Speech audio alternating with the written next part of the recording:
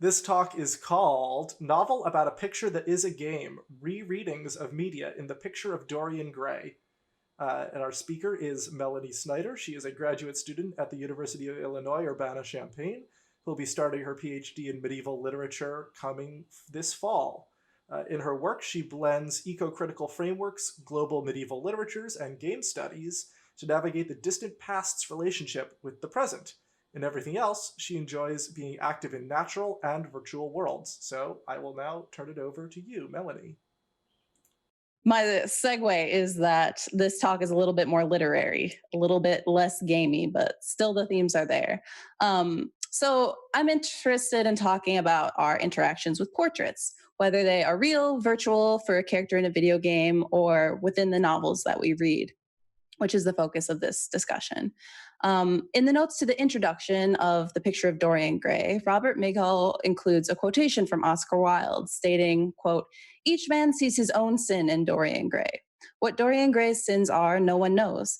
He who finds them has brought them." While we do not get a majority of Dorian's experiences spelled out in detail, aside from a bit of bad influence and the murder of a friend, the novel creates a space for either a frustrating lack of sinful detail or for the readers themselves to consider the portrait as a site of knowledge and interaction focused on the how rather than the what. So for Dorian himself, the lack of his sin being present on the page highlights instead the thing that holds and provokes it, the picture, as a source for motivation and interaction. Considering Dorian's ideal of accessing multiplicities of worlds and identities, things that he talks about constantly in the novel, his conceptions of imagination, the sensory collection of an inventory, which tells him worldly stories, and his portrait as a Victorian avatar of sorts, we can take up certain ideas in game studies to gamify his experience in order to get a particular angle on how the picture dominates the story. So, my main argument is that Dorian's portrait becomes supernatural in its ability to interface a private game with the protagonist of the novel. So, the portrait of the protagonist is something that is still a primary part of video games today. And we have a lot of examples of this, some kind of larger games and story based or role playing games like Dragon Age games or Fable, as like the image here shows. Um, and a comparison with these modern game portraits shows that players now wear their portraits or avatars publicly as part of immersive identities, while Dorian makes a continuous effort to conceal and keep private. Um, so back to the novel, back to the literary stuff. In my consideration of the supernatural game-like effect of the portrait within the novel, I'm looking to Tanya Kruswinska's work on the way that game interfaces can be Gothic and how the Gothic genre itself can be gamified. So Kruswinska describes a system that sounds very similar to the Gothic effect of the portrait in Dorian Gray, one in which a hidden mechanism works between player and the gaming interface so that, quote, a game's algorithmic system accrues a mysterious godlike power that steers choice, behavior, and morality through arrays of determinants and positive or negative reinforcement. While Kruswinska's analysis is excellent for thinking about the way that video games inhabit characteristics that used to be the domain of novels, we might also think about reversing that in a way. So, if we want to examine the myriad of ways that the interactive nature of Dorian's portrait can be understood, as scholars have long been attempting, game theory seems to lend itself to Wilde's exploration of the human soul as described in the text. As a result, we might be left with a Victorian novel about art and reality that truly does anticipate, through the Gothic, a new mode of interactive art before its time. So, keeping these critical conversations in the back of your head, I want to turn to a few things in the text itself that lend me to want to bring game theory as a way of understanding what's happening with this portrait. Um, so we'll begin with a bit of close reading of the picture's story and its supernatural relationship with Dorian. Basil's creation of the portrait is reflected on as something new in the Victorian artist's imagination. And he says that Dorian evokes, quote, a new manner in art, an entirely new mode of style. I can now recreate life in a way that was hidden to me before. The picture does end up allowing for a recreation of life in a certain way. Once Dorian sees it, he becomes obsessed with interacting with it and actively engaging and gauging its effects. At one point, he describes how, quote, he would sit in front of the picture, sometimes loathing it and himself, but filled at other times with that pride of individualism that is half the fascination of sin, and smiling with secret pleasure at the misshapen shadow that had to bear the burden that should have been his own. We get much more description of these moments than we do narratives about his actual deeds. This new mode of art becomes increasingly active and provocative for Dorian, prompting questions as it changes according to his actions, such as, would it teach him to loathe his own soul? Would he ever look at it again? And later, quote, or was it indifferent to results? Did it merely take cognizance of what passed within the soul? A dialogue is generated with a sense of motivation to pursue the unknowable, testing results along the way.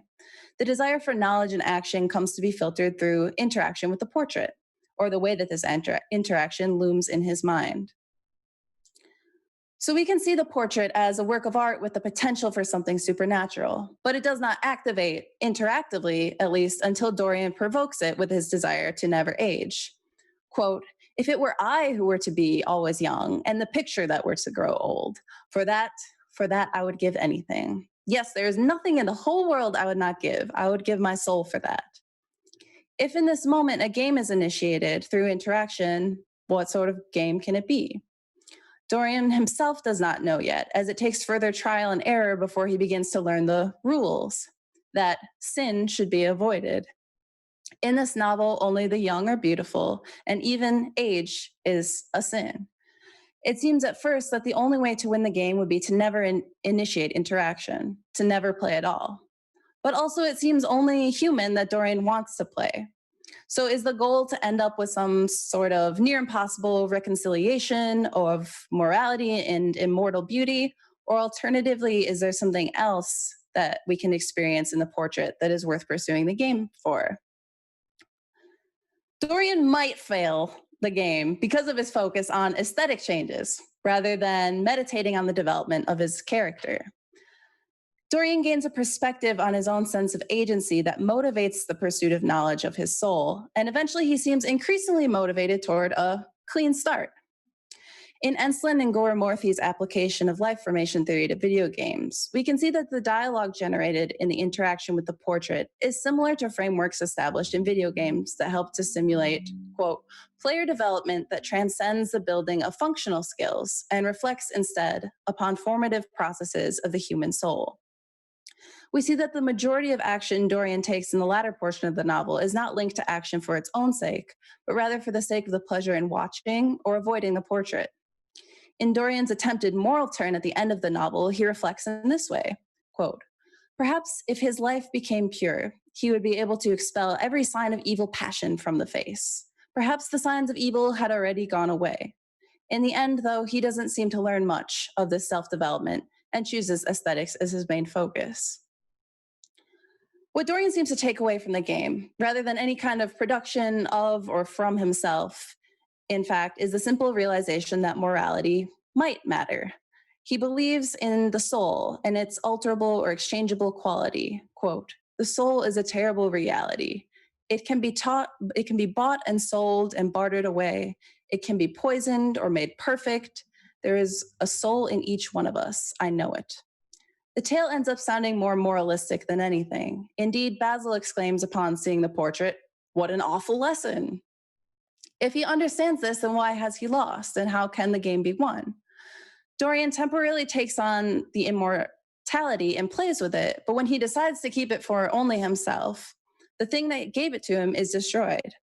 He intends to kill his conscience, the very thing that the game has been trying to have him meditate upon, so that he might discover a process of something like eudaimonia instead of hedonism, or reflect on his emotional experience rather than the aesthetic changes of the portrait. In the killing of the Gothic game interface at the end of the novel, which he has never fully understood the rules or power of, he kills his avatar, his motivator, his ability for emotional growth and reflection, and his main form of interaction throughout the novel, that which constitutes his past, his present, and his potential future paths. The game becomes aesthetic art once again, and seemingly the interactive portion of this art is ended. So to kind of end things, the gamification of Dorian's journey allows us to meditate on the potential strangeness that is the how of his sinful experience, rather than the mysterious what.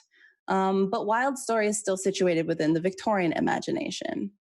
This is important to remember, even if different modes of interaction with reality that are yet to come in the novel's time might shape the way that we understand and unpack the strangeness of the novel in the present day. The goal here isn't to argue that Wilde's novel mirrors game studies, but rather to explore new ways of looking at the novel that the mindset behind game theory lends us. At the end of the day, a novel about a man's life is not quite the same as a digital game.